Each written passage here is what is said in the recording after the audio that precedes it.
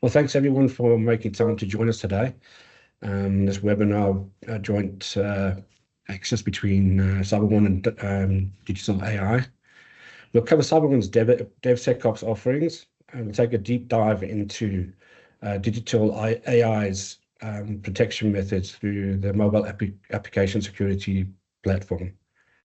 Just a few notes. We'll be taking a few polls during the session, so please partake in them. It will help us further down the line. So we'll do the QAs at the end of the post, but if there's anything you want to put in the chats, put it in during the session. Just a brief overview of who I am. I've been in the industry for many years.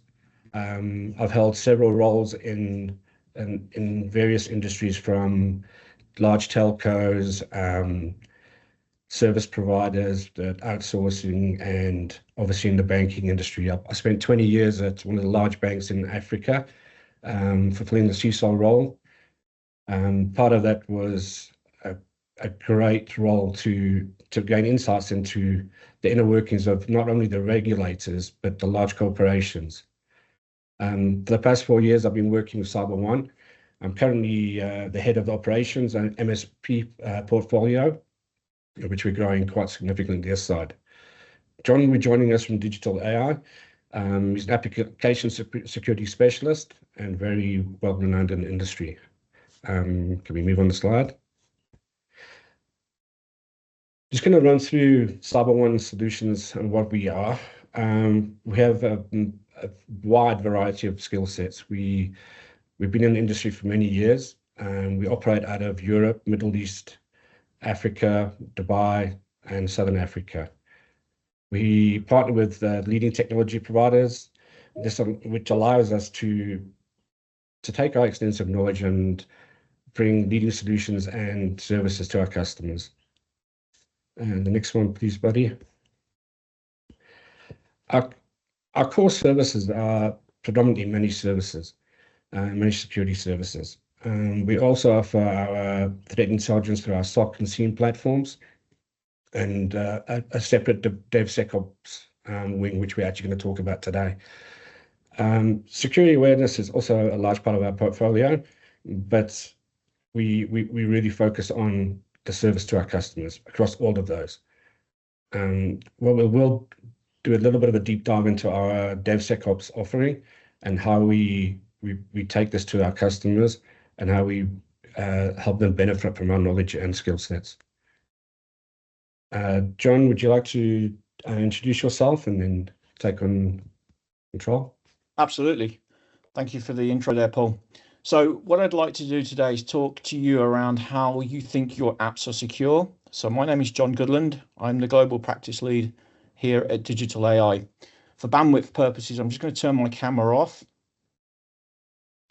and then we'll move forward with this presentation.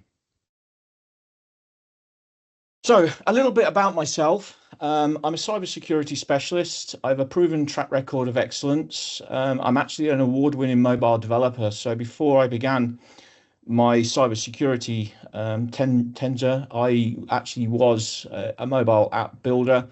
So I'm now using those skills to actually come back around and do a full circle, if you like. I'm using those skills to use to prevent cybersecurity needs and address those. So let's get started. Before we go, I just want to talk a little bit around application security.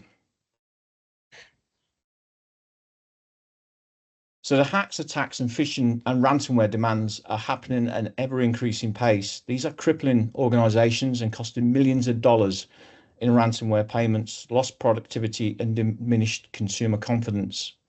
So why is it, with all the tools available in the market, are these issues still happening? Is your DevSecOps platform protecting your organization from these attacks? How can you help your clients avoid this unwanted attention? So what I want to do, I could have picked any of these security breaches and drilled into any of these as I wanted to. So what I wanted to do is pick on this one. So this one is a pig butchering scam, and I want to hear in the next sort of 25-30 minutes actually show you how that attack is done and ultimately how to prevent that attack from taking place in the first place. So a little bit more around the scam. The scam itself involved a Chinese hacker who developed a counterfeit website to deceive victims into downloading a fake app. This led to financial and reputational damage, as you can imagine. The article actually goes on, mentions there are numerous fraudulent trading apps and websites that actually resemble Indian brokers, which can cause significant reputational damage to these individuals and organizations. But before I proceed, I'd like to, recreate this attack, and of course, the way Digital.ai application security prevents those attacks and safeguards, I'd like to share an important fact. According to Forbes, in the fiscal year 2023, the Reserve Bank of India reported frauds in exceeding 3.65 billion USD.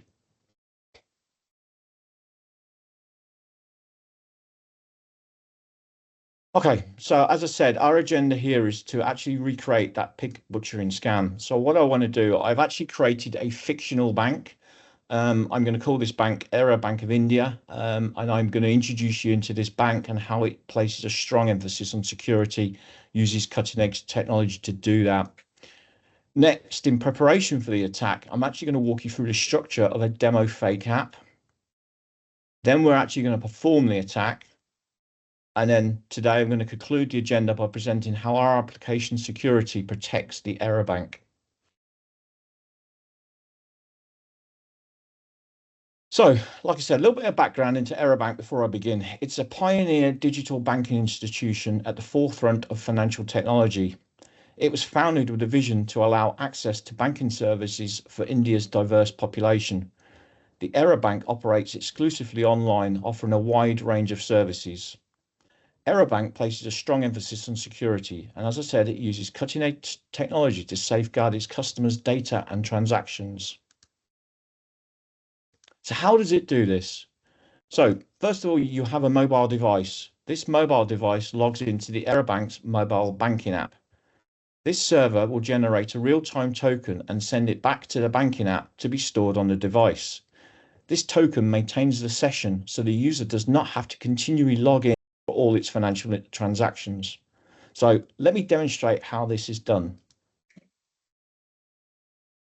So what I'm going to show you here is the Error Bank's mobile app. I'm going to show you the server generating that real-time token, and I'm going to show you how that token maintains the session. So this is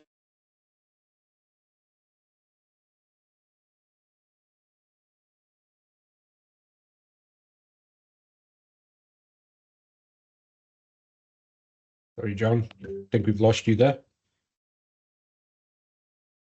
Can you hear me now? I can hear you now. Yeah. Yes, we can.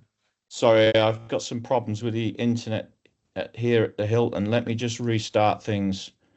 Can you see my screen? Yes, we can. Okay, perfect. So where did we get to? We got to the intro of the Error Bank. Yeah. So let me just yeah. start that. Excellent. So this is the Error Bank of India's banking server and our banking mobile app. What I want to do here is just log in.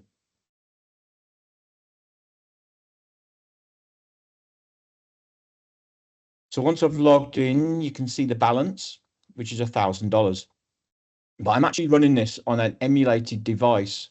That emulated device allows me to have a look at the files that device contains. And you can see here, there's a token file. So before I move on to the next topic, which is preparation for the attack, is there any questions on what I've just covered there? It was just a brief intro into a fictional bank. Okay, let me carry on. So the next topic we want to look around is the preparation for the attack. This is where I'm going to walk you through how this attack is actually achieved. So this is the structure of the attack. We're going to get the victim to download a fake app through a phishing site. This fake app will actually communicate with the bank server as it does normally, but will also communicate with the hacker's server. So the goal here is to get the victim to download the fake app through the phishing site. We will steal the token used to obtain the victim's financial information by sending a legitimate request to the banking server. So in order to accomplish this attack, we need to locate the bank's server IP address. So how do we do this? First thing we need to do is find the address of the bank server by using JetX. Now, if people aren't familiar with JetX, JetX is a reverse engineering tool that's readily available from the internet that will take APKs from the Google Play Store and reverse engineer them to look exactly like the original source that the developer built. So you can see here on my example here, this is our error bank that I've taken down from the Google Play Store. I've took the APK and I reverse engineered it. So you can see the top right, I can see the token file that I showed you when I logged into the bank. And then if you were to use JetX and look a little bit further into the code, you can actually see endpoints. Two here that I'm showing is the endpoint for balance and the endpoint for login. And then finally, you can actually see the golden key that I'm looking for, which is the IP address of the server and the port number. So how did I do that? Let me walk you through this. So I'm going to take the app, I'm going to reverse engineer, and I'm going to show you that app.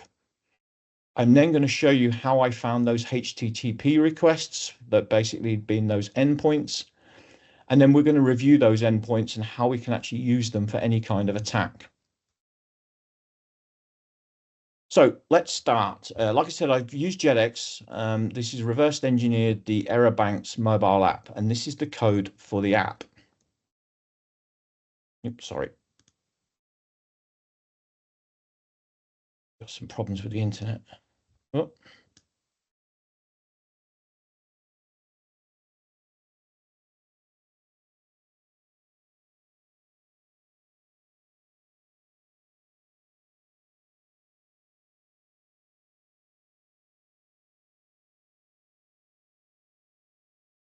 Okay, excellent. Should stream. Sorry, I have some issues with the connection here at Hilton. Right, excellent. Yeah. So looking at the source code structure on the left-hand side, you can see the various classes. So this one is the HTTP client, which obviously I'd guess you're going to say is responsible for the communications. So let's look a little bit into this a bit further, and you can see the token file that I showed you earlier. A hacker can expect this file to be created at runtime. So what we want to do is just go through a little bit more logic. And you can see the function there for the load server config. This method looks like it references a JSON file to get the server address. And like I said, I have a strong background in mobile app development, and I know that these JSON files are actually located in the resource folder. So what I want to do now is just go down to that resource folder and have a look and see if I can see the information. And there you are. Exactly as I thought, that's the IP address and the port number that I need to make the attack to the bank. So what I want to do here now is I want to switch to Postman and actually do we're going to send a get command to the server without the need for the app. So this is the IP address and the port number that I got from the reverse engineering the mobile app. I'm now going to send this and you'll see a response below. From that, I can verify that this is actually the correct URL because I'm getting hello world. So what I'll do now is analyze this code some more and find out what else I can discover. So this is the login method, and you can see this is an endpoint for logging in. Looking a bit further at the code, we can see the endpoint for transfer, and we can see the endpoint for balance.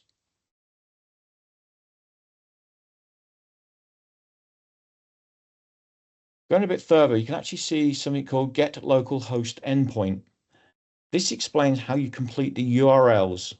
So for HTTPS, you put the host name, you put the port, and then you'll use the endpoints such as balance. So let's go back to Postman, and this time I'm going to give it balance and then resend that command.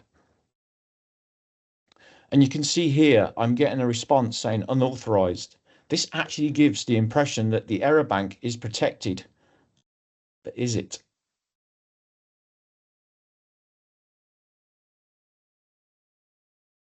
So before I move on to actually perform the attack, any questions on that preparation?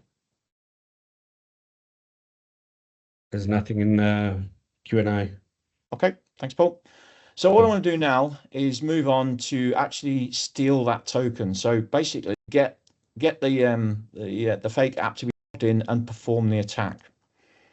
So basically, in order to do this and to steal the token, I've created malware and injected it into the banker's server and repackaged that app as a fake app. I'm going to use that as a phishing attack to deliver it to my victims. So things to look out for here is I've created a phishing website. I'm going to make you install that fake app, that Android fake app from that phishing website. And I'm going to go ahead and steal the token and the key.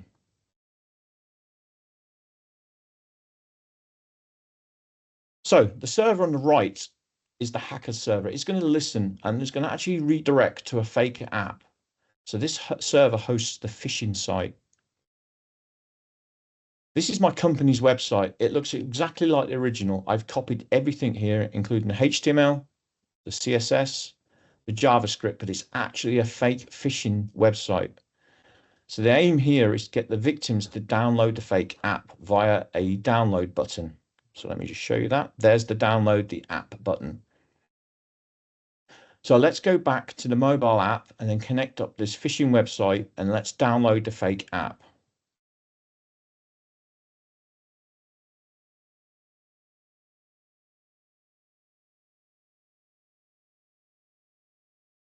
Okay, and then for clarity here, you can see the icon. I've actually changed it to a hacker's icon.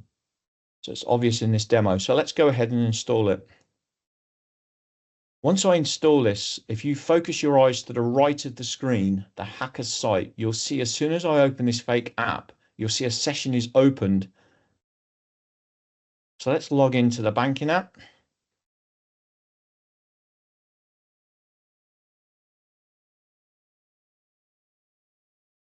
Okay, you can see the app logs into the server and we can see the balance. At the same time, you can find this text file. We have to see inside this text file to find its key. To do this, we need the hacker server. So what I'm going to do is expand the hacker server so you can see it clearly. Okay. So on the hacker server, I'm actually going to connect to the victim's mobile device. So if I go ahead and type sysinfo, we can see the command, the information of the victim's device, which is here. So what we want to do is get into a shell, and from shell, we can use standard Linux commands. So for example, I can use pwd. You can see the path and even the file list. So let's go ahead and look inside of this file. So here's the token. And you can see here the key. So let me go back to Postman. This time I'm going to give it the token and then send the get command.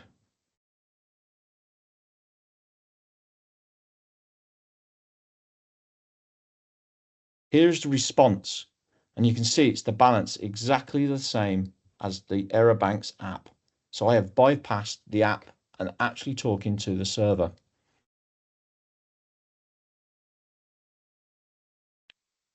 Any questions on that perform the attack before I move on to showing you how Digital AI can protect the error bank?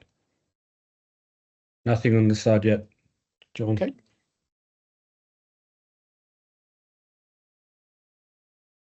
Okay, so if you can remember from the earlier steps, we actually created a phishing web and mobile app and then reverse engineered it using JetX. At that point, I was able to obtain the server IP by understanding the code and ultimately the key. So how is it we can block this attack? I'm going to show you here how our application security can protect your website and mobile app, and those actually are being native iOS, Android, and hybrid such as React Native, Flutter, NativeScript, from ransomware, cyber threats, and phishing scams, such as the one I'm demonstrating here. So what we're going to do, we're going to look at error bank after our protection has been applied. We're then going to introduce you to a monitoring tool, which allows you to monitor your apps in the wild. So if you can imagine that if you have a mobile app that's out there in the Google Play Store or indeed in the Apple Store, and it has millions of downloads and potentially giving millions of your customers the keys to your server, how is it you're able to monitor what those customers are doing with your apps? So that's where I'll introduce you to our app monitoring tool. And then finally, how to protect your customers from downloading the fake app in the first place. So this whole attack was built from the fact that I could download and force you to download via a website the fake app. All right, to get started, we're going to delete the malware version of the app. So let's just go ahead and delete that.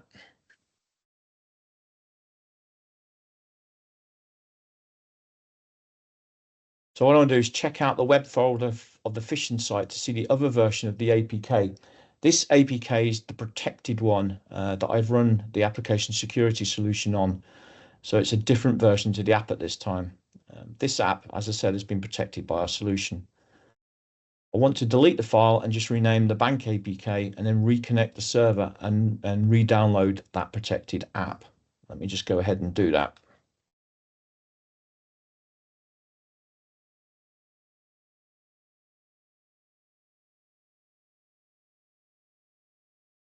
Okay, let's install that.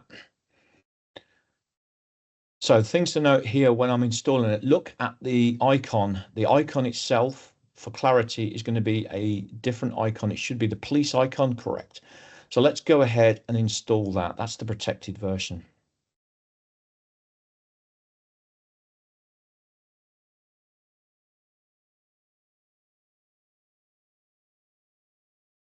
So let's open that. And as you can see, as before, as soon as I opened this session, this app, a session was also opened on the hacker server. But this time around, we're actually going to go to our monitoring app product and find some information that has been triggered. So I have some guards I've inserted. Looking at the emulated detection alert, this guard means the app is running on an emulator. We have a checksum mismatch, which means the app has actually been modified.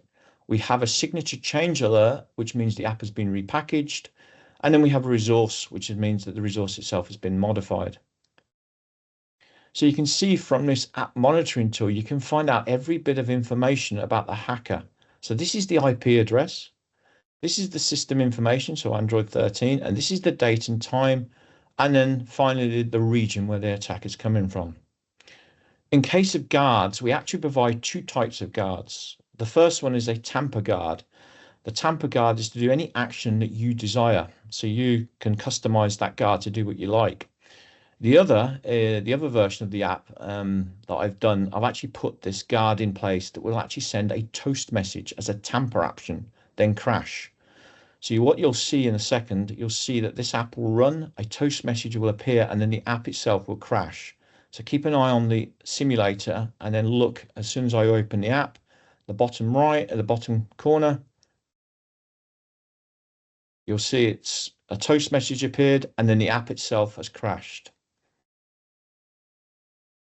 So you can customize these guards to do whatever you like. This action is obviously a severe action, but it's for a demonstration. It was just to prove that I can crash the app. So I said the other action here is in the monitoring. So you can see as soon as an app has detected any kind of threat, our app reports to our monitoring system. This provides visibility into the wild. So using our protection, you can detect the fake app.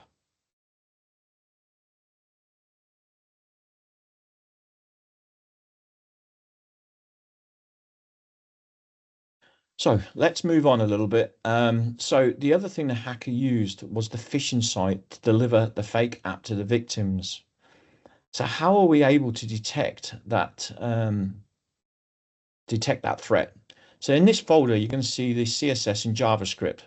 We can protect JavaScript files, as I said, using our protection.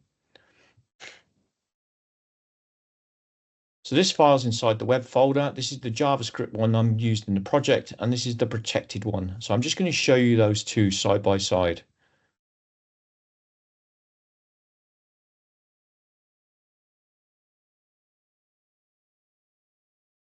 Should appear in a second. There. Okay, on the left-hand side, you can see that this is not protected version. You can read the plain text and logic. The one on the right, I've obfuscated, I've also encrypted, and then for added protection, I've injected a guard inside this JavaScript file. This guard knows which URL it should be called from.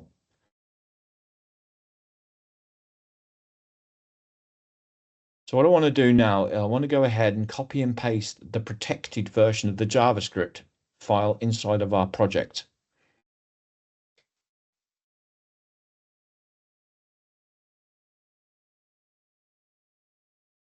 So let's just copy that across.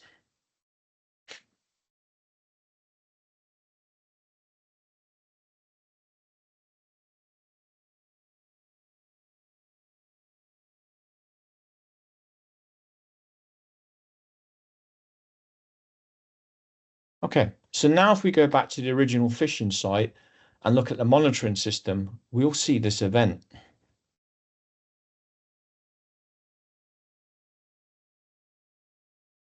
Let's refresh. You can see here I have the unauthorized domain alert. That's because within the guard, I told it which URL it should be called from. The website itself should be hosted by Digital.ai. Let me just show you that it should be hosted by Digital.ai, but it's actually being called from this URL, which is why you can see the event being triggered. This is your fake app.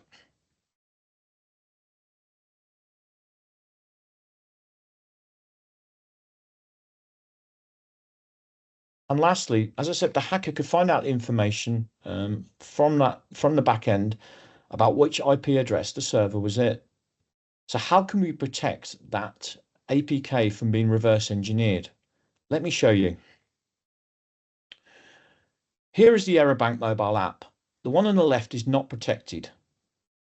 The one on the right has been protected using our application protection. The plain text has been encrypted and every function, logic, etc. has been obfuscated so the hacker cannot find out any information. So if I tried to find the server IP address, I would not be able to find it here.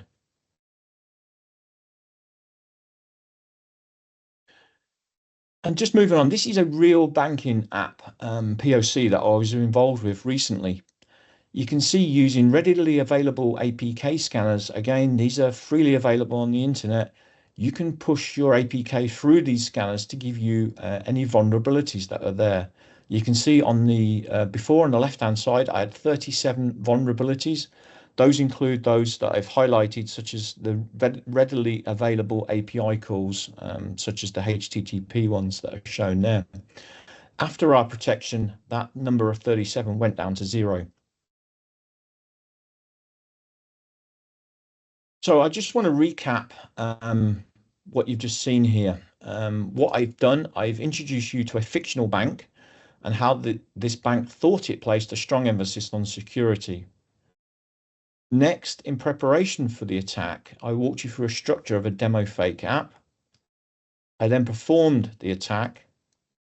And in the final stage, I actually showed you how Digital.ai's application protection can protect the error bank and how using our solution, we not only prevented that pig butchering phishing attack, as I've just demonstrated, but we're also providing valuable outcomes for our customers. So how can we provide valuable outcomes to your business needs? Our platform empowers teams, propels innovations, and enhances business values, as seen in these customer stories. At one of the 10 largest global banks in the world, we protect over 30 million app instances for a global client base. For those 30 million apps, we detected over 330,000 tamper events in 2023 alone. Our protections help prevent fraud, brand damage by shutting down those apps that are at greatest risk of becoming attack vectors, such as the pig butchering scam I've just demonstrated. Moving on to gaming industry. For one of the top 10 mobile game makers in the world, we protect a game by preventing it from being taken over by bots who degrade performance. After digital AI apps protection was introduced, the performance of the app jumped 20%, and the game went on to become the company's far and away top revenue producer, with growth over 1 billion USD. So with our application protection, we can help address your application security challenges to help you not becoming another victim of fraudulent activities like the pig butchering scam. So before I show you how to get started with our application security, I just want to open up to any questions. John, there's a couple of questions. One is the application monitoring console. Is that a on-prem or cloud hybrid solution? And how easy is it to send those events off to a SOC or SIEM, which the customer has in-house or in cloud? Great question there, Paul. So the answer is both. So the actual Appleware tool itself is cloud hosted, or it could be on-prem. So we can actually install that. It's a customer hosted solution. And in terms of the data it contains, it doesn't contain any personally identifying information, so it's GDPR compliant. But if you so wish, you can integrate that into Splunk, you can integrate it into Greydog. It's very easy to do. It's just purely through API calls. Okay, awesome. Another question here is, do you offer a takedown services when the websites have been identified or cloned? Okay, that is a good question. The correct answer here is you don't need to, as I've just demonstrated here, because we can embed the URL for which the website should be run from. If it is trying to be run on a different URL, the website itself won't run. It won't function, and that guard, you can insert the guard and decide what you want to do. As you saw from the demonstration with the mobile app, I actually shut down the mobile app because that's what I inserted into the guard. You can actually do a very similar thing for the JavaScript. You can insert the fact that the URL must be, in my case, in the demo, I put Digital.ai. If it detects that it's run from a URL that isn't Digital.ai, the custom guard can shut down the website. So the fact that you don't really need to then get involved with any hosting companies to take down that website. Okay. Another question is around the Apple App Store, where they're opening opening the devices to third-party app stores. I mean, how does that affect? that is. I don't know if we're giving prizes out, but that is the best question today so far. That is a really good question, and so far as you saw from my copying of the Digital.ai website and how I was able to put a download button on there for the Android app, can you imagine having the same thing with an iOS download button? And that's potentially what Apple have just opened here in the EU. The ability to be able to download apps from websites is just going to exploit the number of fake apps and phishing attacks that can actually happen. Yeah, I've seen that as well. I think I haven't got any more questions in the chat. Okay. I have one. I have one myself. I mean, I've been delivering this presentation a few times, and one of the questions I tend to hear people ask is around the DevSecOps platform and how our solution integrates into that. So what it basically is, we can integrate into your CI/CD pipeline because it's just an on-prem. The solution itself is on-prem. So although we talked about the Appleware product, which is self-hosted, if you like, for Appleware, you can have that on cloud, or we can have that hosted on where you like. The product itself that does the application security is on-prem, so nothing actually leaves your secure environment. So if you can imagine from a financial institution, you don't send unsecured apps out to us to be secured, and then we send them back. Everything is actually done on site. So we integrate our build process inside our CI and CD pipeline. Okay, and So you integrate with all the common pipeline tools. yeah, exactly. So in terms of what you're seeing, what are you seeing in regards in DevSecOps out there today? So integrating our CI/CD pipeline with the protection, what is it you see yourself? So seeing various levels of adoption. So we get some instances where a business has gone from board level right down. So they've taken the full DevSecOps principles and they've adopted it through the company as a whole. So all the policies, the guidelines, the cultures being changed, the integration of the tools into the pipelines are completely done. That's a very mature organization. But then we see the other side of the coin where we have customers who have purchased like top end CNAP products, for example, and they haven't actually integrated 10% of the actual component. So, and they've kind of used it as a tick box exercise, which I think is driven by, a lot of the governance frameworks and acts that are coming into place. But it varies from company to company. The biggest problem we see, well, not problem or concern the customers have, is actually which products, how to integrate them, and how to not affect their delivery cycles, if that makes any sense. Mm-hmm. And how is it that CyberOne are assisting with customers in this space? Yeah, so we've got various like technologies we can chuck at the customer. We don't really like to do that up front.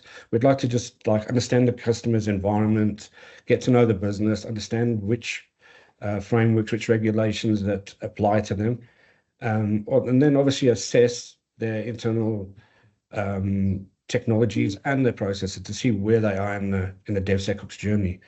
Obviously, once we've completed those kind of exercises, we would work closely with them to align a program that would fit their budget and their technology requirements going forward. And so we don't necessarily just push product. We'd rather look at the business as a whole and figure out where we sit from there, mm-hmm. and how we can help the customer. Actually, which reads really nice to the slide that you're seeing here. For next steps on any customers that have mobile or web apps, I would certainly ask them to reach out, and we can talk about what you have, what current challenges those apps and what you're seeing. Myself and my team can help identify any potential security issues within those. So that is something I'd like to offer here on the webinar. Yeah, 100%. Yeah, I think the industry is changing, with a lot of the new acts and regulations. The guys are asking the questions, the continuous testing, there's requirements as part of DORA and NIS2. I mean, those are pushing a lot of the DevSecOps discussions. And I think obviously the industry is now taking the heat of it. And yeah, I can only see strength in this environment going forward. Excellent. Any other questions we have, Paul? I don't see any in the chat. Is any more? Anyone want to put something in quickly?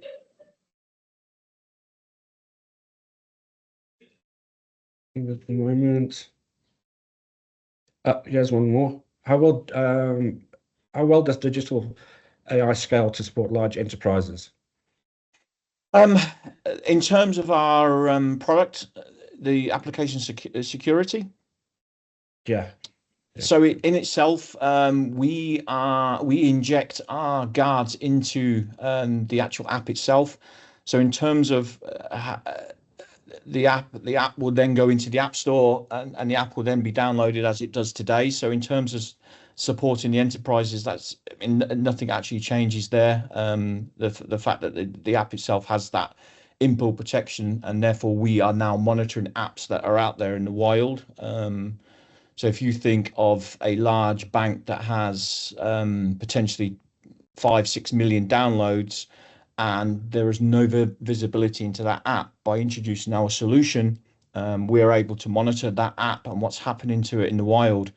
I mean, if you think 90% of your customers are going to use the app legitimately, there's no need. But those 10% are bad actors, and that, in which case, that's the information that gets recorded into our app monitoring tool. Our app monitoring tool itself can then provide information about what's happening with that app. And one of the things we recommend to our enterprise customers is to leave some kind of breadcrumb trail within the app, because it's great, as you saw from the demonstration, to shut down an app, but that's not really going to tell you a great deal. So if you have a balance, for example, an endpoint of a balance, and you want to insert a guard, I would recommend that that guard is in place as a monitoring guard, basically to report what's actually happening. Somebody's on a tamper device, they're looking at balance. Can we just record that information inside our app monitoring tool? But if you have a bank transfer, for example, you really do need to be a little bit more secure inside that function. So what I'd recommend enterprise customers do for that is have two-phase. First of all, is the root protection. Is the balance transfer being done on a rooted device? If that has been done on a rooted device, I would probably push towards a two-phase authentication. The sort of thing. Ping, are you genuine? Yes. Enter a passcode. And if that then passes that test, I would then have a further guard, which is a checksum guard, as you saw from the demonstration here today. That checksum makes sure that the app is the same app that the enterprise customer put in the app store. In other words, it's not been modified in any way, no malware is injected. And we are one of the only application security companies that allow you to stack guards. So if you think I've just gone through 3 guards on top of that balance transfer, so that is really helping that enterprise customer being able to monitor what's actually happening in the wild, and making sure that they're protecting their brand, and obviously any financial loss, etc. Yeah, I guess as well, I mean, with those different layers of guards, you could also push them into the fraud systems, into the bigger banks. So at certain points of trigger, they can obviously kick off different processes within the business. So Absolutely. Yeah, I mean, the guards are completely customizable. One customer in Saudi, one of our financial institutions in Saudi, one of the requirements they have is the app itself doesn't function outside of the kingdom. So the guard itself would basically is a locator. Am I inside Saudi? In which case, carry on. Am I outside the kingdom? The app itself doesn't work. And just on that, how would you protect against a VPN? Because I mean, guys would obviously try and put a VPN on the device. That's a great question, Paul. I think you were probably trying to watch us last night, trying to watch Discovery on my iPad to try and watch the Liverpool game, which is exactly the same thing. I have Tunnel Bear installed on my iPad. I bounced back to the UK thinking that I'd be able to watch the Liverpool game. Unfortunately, that app itself detected that I was running a VPN. And we do exactly the same thing inside our guards. We'd push against a VPN. We detect a VPN running, and the app itself doesn't work. And that's unfortunately what happened with my trying to watch a Liverpool game last night. Excellent. Yeah. Okay, let me check. I don't think there are any further questions. So I guess, well, thanks, John, for showcasing the Digital AI app security platform. And thanks to all the attendees for joining. And I guess we look forward to partnering with you and your customers and bringing the benefits forward. I think with that, guys, close the session.